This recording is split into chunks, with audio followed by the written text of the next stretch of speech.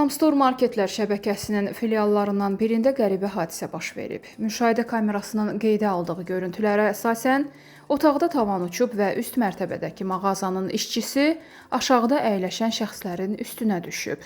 Nəticədə otaqdakı işçilər yüngül xəsarət alıb. Hadisənin 2 il əvvəl baş verdiyi bildirilir.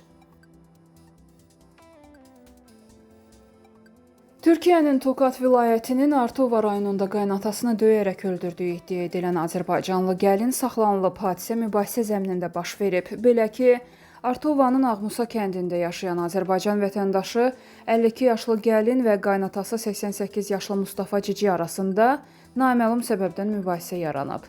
Davaya çevrilən mübahisə nəticəsində gəlin Mustafa Cicini döyərək yerə yıxıb.